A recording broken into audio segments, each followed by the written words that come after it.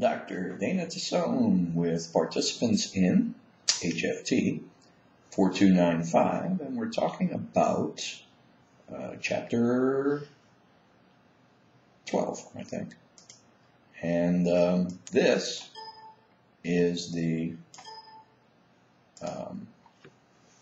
this chapter completes the section that we have been talking about all along about the field of management.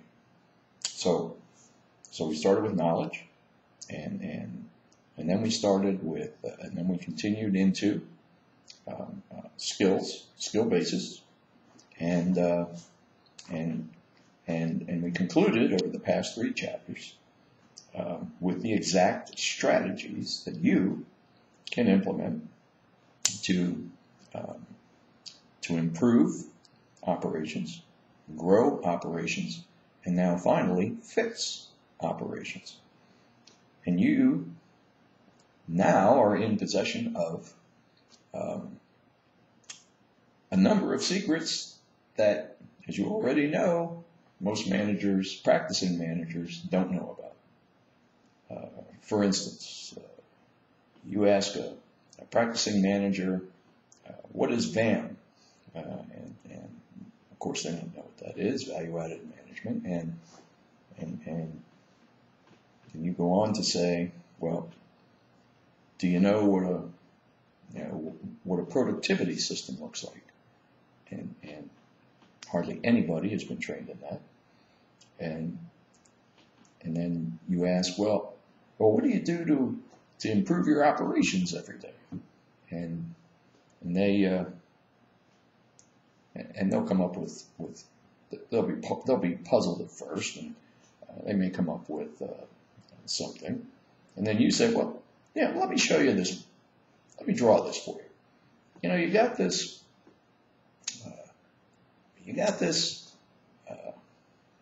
model, let's say, and it's got inputs, and the inputs are resources, materials, people, supplies, technology, and those go into a system, and the system transforms those inputs into outputs, outcomes, and those are your products and services, and those are surrounded by invisible systems called meaning systems and learning systems. And so as a manager, what I would do, or when we say I, we're talking about you, what I would do is not be and I don't mean this offensively, a babysitter to an operation. I would view that from a systems perspective, and I would take small steps to improve that operation every day. And I would do that by making adjustments to the resources, the inputs, the transformation process, the systems, or the outputs, or 2 of those, or all 3. And then you would go on to say, let me give you an example of that. And you've shared examples of that on our discussion board, so you know how to articulate that. And then when it comes to growth, which is, as you know, adding products, services, additional geographic locations, space, physical plant, new product lines, retail, for instance, in a restaurant or something like that. Those things are intended for what? They increase your outputs. Your outputs are revenue. They equate into revenue. So now you know how to do that. And then the final phase is you'll go forth and you'll say to somebody, well, how do you fix an operation? And I'm not talking about VAM. VAM is a little thing, right? How do you actually fix it? Like, the operation is really broken. you're losing customers. You can't attract staff. The staff you have don't perform so well. You shared all these stories on the board. How do you fix that? And most of the practicing managers won't be able to answer that question. And think back, in the beginning, I think I gave you, in the videos, I gave you 3 interview questions. What would you do? How would you run my operation? How would you grow my operation? And if I had a problem, how would you fix my operation? And those are the 3 strategies that you now know. And prior to that, all the tools that you now have are really secrets. Not secrets in the sense you can't find them. They're secrets in the sense that nobody takes the time to find them. You have in your toolbox all that knowledge, all those skills that are really secrets to so many managers. And you're about to graduate, so what someone will inevitably do, I think, this is still a popular product, some family member, some friend will give you a Dr. Seuss book called Oh, the Places You Will Go. It's a great book. I'm a big Dr. Seuss fan. And now the message that you know is, oh, the places you have come. This is where you are now. Look at all that you've gained through your entire program, and now capstoning all of that. So the final tactical strategy is the real test of an experienced systems thinking, strategic thinking manager, and this is a highly specialized field. In the run strategy, you get hired and you run an operation, or you get promoted. You run an operation, and the thing that makes you different than everybody else is you do tiny fixes. You do tiny improvements, and as a result, your productivity is enhanced. Therefore, the value of your operation increases. And what you will do is, because nobody's going to know that you're doing this, what you will do is you'll tell your boss, this is where we were, and this is where we are, and this is what I did to get us there.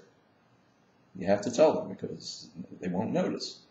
And they'll be impressed, because you are, the controller will know, because he won't know why, or she, but they'll look at the budget, and they'll look at your figures, and they'll say, geez, what's going on here? I mean, the revenues are up, costs are down. What's going on? And it's because the person in there is a VAM manager. And that's one of the reasons I think you all are speaking so highly about graduates of your school, because some of them know this. So you go to troubleshooting mode. It's a highly experienced manager. I know a guy. He looks just like me. He dark skinned, little guy, short, and he was not great. He was a very good troubleshooter, and he made a living at doing that, just that, for a number of years, and he would get called in to fix operations. That's what a troubleshooter does. It's a total fix. You got to fix a whole operation, and he got paid very well. Why did he get paid so well? Because when an operation like that needs to be fixed, the owners or the senior managers are desperate, because it's usually at the point where if we don't fix this thing, we're going out of business. And so the troubleshooter comes in and says, I can fix this for you, but this is what it will cost. And they'll pay you. what it costs. And it makes for a very nice specialization in operations management. So if you get called in to do this, to troubleshoot an operation, something is wrong, because otherwise you wouldn't be there. And the thing that inevitably is always wrong is that the operation is not professionally managed. It's mismanaged. You don't know exactly what causes it. You don't know exactly why. You're going to find out. That's part of your diagnostic. But you know that the only cause for this is poor management. Not to blame the managers. Maybe they're unskilled. Maybe the organization doesn't teach them or train them. Could be a whole bunch of reasons. But only thing that causes the need for a turnaround, which is what a troubleshooter does, he turns around, she or he turns around the operation. And the only thing that causes that situation is for the operation to be in serious trouble. And where does that trouble come from? It wasn't professionally managed. We've talked about professional management ad nauseum, and that's the difference between. And you've all told us about this on the board. That's the difference between good managers and not so good managers. So you're called in because somebody didn't do their job. Somebody somewhere. And so you now are brought in to do a strategic intervention. And you will use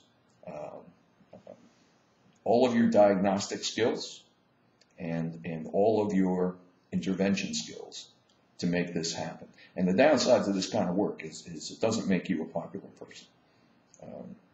You have told stories, you've already experienced this, where somebody comes into your operation, shakes things up, and everybody hates them, and only to learn, for those that are still left, that the guy fixed the place, and everybody's making more money, and the organization is still solvent and still viable, and all of those things. Well, if we're going to think strategically, then we call upon our old model of objectives, strategies, policies, standards, procedures, and evaluation. Well, when we get into the operation, most of the time we'll probably find that those things aren't even there. They're not documented, and nobody can recite them for you. There's a clue. That's a flag. Mismanagement, non-professional management. And in the chapter, I go on to refresh your memories of how to provide objectives and strategies and policies and procedures, SOPs. It's a very specific art, and the first thing, whether you're a troubleshooter or not, the first thing you do when you go into an operation is you ask to see the SOPs. And if they aren't there, guess what? It's your job to create them.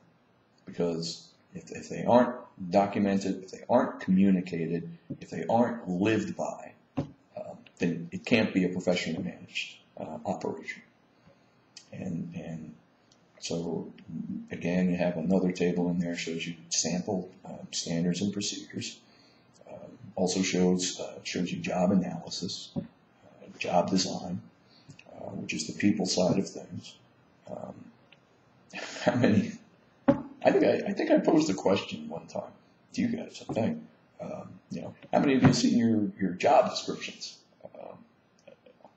A lot of people out there don't have them, and that's another thing that when you go into an operation, just as a regular manager, not a troubleshooter, you ask. I would like to see the job descriptions. I'd also like to see the job specifications, so I know the qualifications of the people, and I know what they're supposed to do, their tasks, duties, and responsibilities. Well, if they're not there, guess what? It's your job to establish those. And in the chapter, I give you a sample of job descriptions as well. Notice that your foundation is coming to fruition in application at this point. Everything we learned at the beginning may have appeared abstract in the beginning, but all these tools, all this knowledge is now being applied in action. The key tool of a troubleshooter is listed over on highlighted over on page 260 of the text, and there you see your old familiar friendly chart called the CPM, the critical path method, and this will definitely, it should be our Bible, no matter if we're running an operation, growing an operation, but definitely it's the only way to fix an operation, the only way to troubleshoot, the only way to turn an operation around is to use the CPM. And remember, we're there as diagnosticians and interventionists when we're in troubleshooting mode. And guess what? You know this already. That's the same mode you operate in when you run an operation. That's the same mode you're in when you operate or when you grow an operation.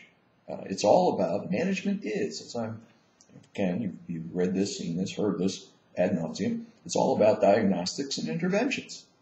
Ask a manager, ask a practicing manager, hey, what do you do? What do you do in this work unit? And listen, will they say the word diagnostic or even, something similar to it, or the word intervention? I create intervention? No.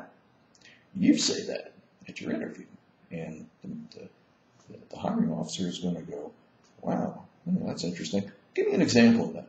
That's what they'll ask you. You got one, you give them one. So over on page 261, there's a table that shows samples of symptoms and problems. You remember this, symptoms and problems.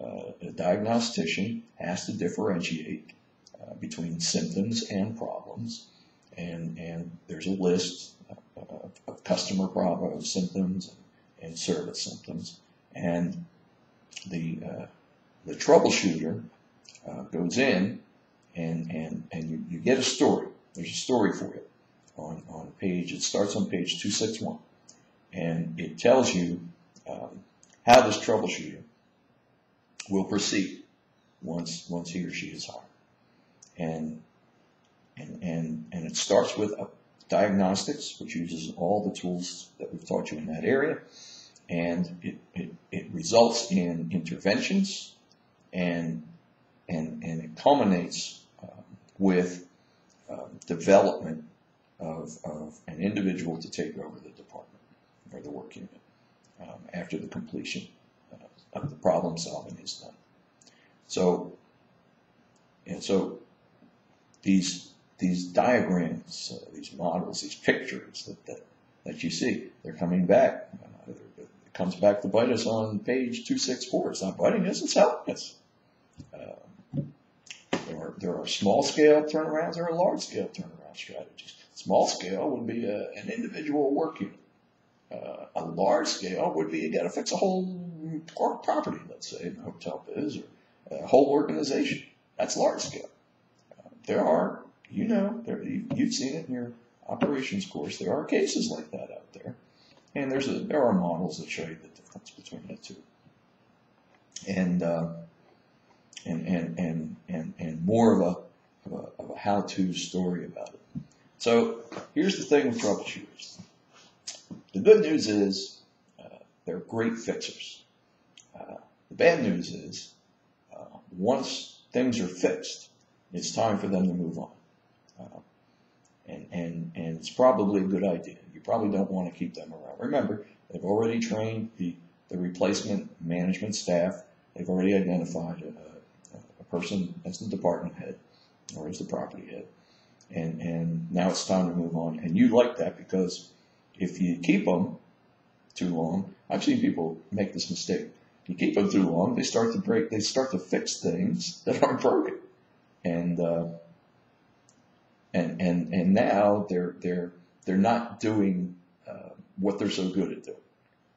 Now they're actually hampering themselves and hampering the operation. So, and they'll get bored. Troubleshooters of a certain breed. You remember all these personality disorders that we gave you, personality types in various courses, and one of them was the Myers-Briggs, still popular, and it labeled people in 4 categories, and one of those categories was troubleshooter, and another category was visionary, and another category was called traditionalist, and the 4th was called catalyst. Well, and these are generalizations. It's not to say that these are hard. Please don't take anything literally. It's not. They aren't hard and fast rules. But the troubleshooter seems to have the type of personality that is appropriate for fixing things. A visionary seems to have the type of personality that is appropriate for growing things, because that person sees the future. And a traditionalist is a person who is particularly adept at running things. The person is pleased with that kind of work, and the person is very systemic, very strategic, but that person has to be, always have to be completely trained in how to actually do this. So, so we conclude the tactical strategy section and the entire management section at this point. The stuff you have learned in your toolbox, and of course, you're not going to remember any of this, but you want to keep a copy of something to refer to when you find yourself in these situations. Sort of like a manager's factomatic. And now we move into the leadership part. And you know that leadership and management are 2 different things. The old saying, again, don't take it literally. It's not a complete truth, but the saying is, we manage things, we lead people, and leadership is one aspect of influence skills. Remember the 4 skills, planning, organizing, influence, and control. Those are the 4 management skills. So we're out of time, and I'll see you in the next clip.